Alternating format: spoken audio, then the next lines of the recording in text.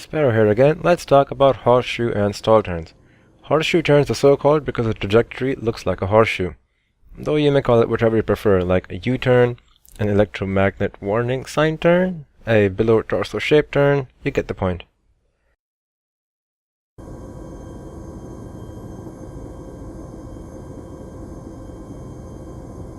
So let's say we're transporting a squad to the AO when suddenly the PL yells for you to land on top of that hill. Since you have too much airspeed to do a proper landing, you utilize the horseshoe turn to reduce airspeed while maintaining the same general area.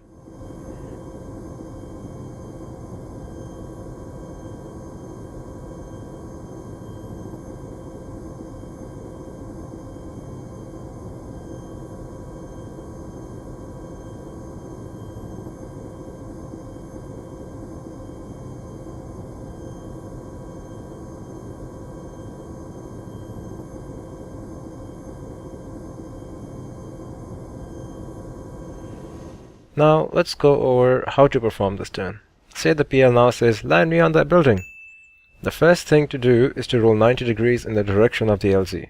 As soon as you're at 90 degrees, hold down the button to yaw towards the ground while pitching up constantly. If you feel like you're losing too much altitude, adjust your roll to provide more lift.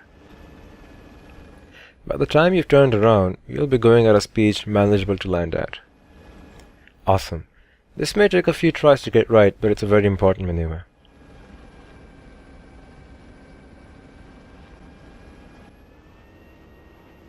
Okay, let's move on.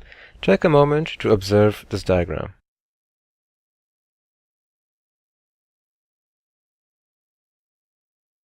This is what's called a stall turn, although for some passengers it's also called "oh god, we're all gonna die" turn. This is why this turn should be reserved for emergency situations or attack choppers only. It's a relatively dangerous maneuver that can result in a crash if not done properly, or being shot down by AA if you do it at the wrong place. So again, let's say we're on our way to the LZ when you start receiving somewhat heavy fire and the PL yells, land it now, land it now, land it now, that kind of thing. The best thing to do would be to leave the area and reassess the situation, but if you're confident you can pull it off, or if the mission is time sensitive, it can be very rewarding.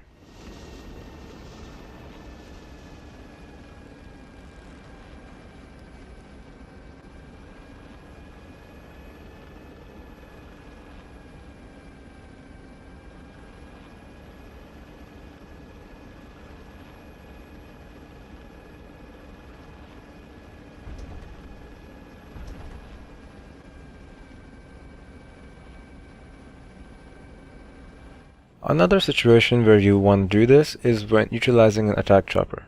Say you've just completed a gun run on infantry in a tree line and the JTAC asks you to repeat fire mission with rockets or some such.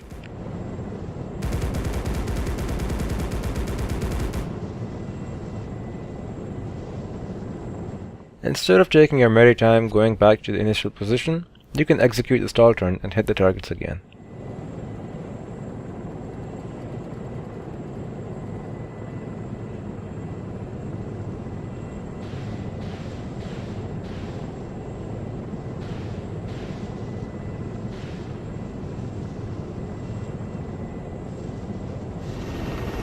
Now let's look at these turns in emergency situations. I like to practice selfish flying, and by that I mean that as a pilot, you are the most important person in the helicopter, and therefore you should work towards self-preservation, even if it's at the cost of some passengers. Because if you don't survive, no one will. Therefore, it's prudent to always have your helicopter facing away from incoming fire. So let's say we're going somewhere when we're ambushed by a single Shilka.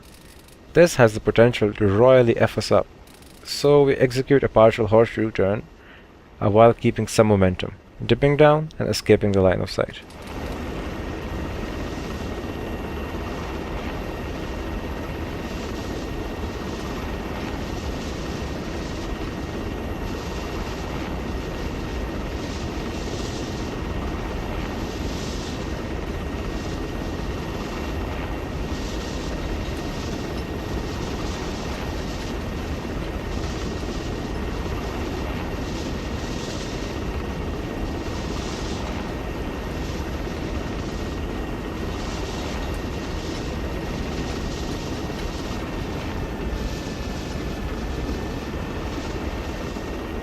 In another situation, let's say that the op lead has a personal vendetta against you and has now set up 3 Shilkas in a semicircle so that no matter where you turn, they'll hit you head on, and you'll only close the distance.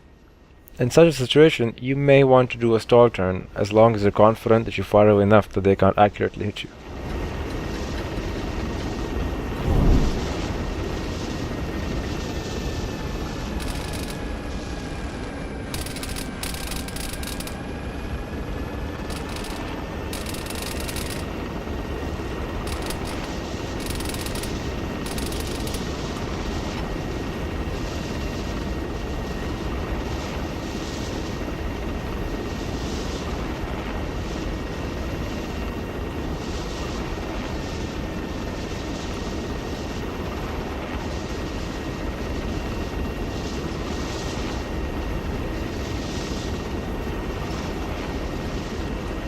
You can do the same thing if you're surrounded by 50 cals at all these marks.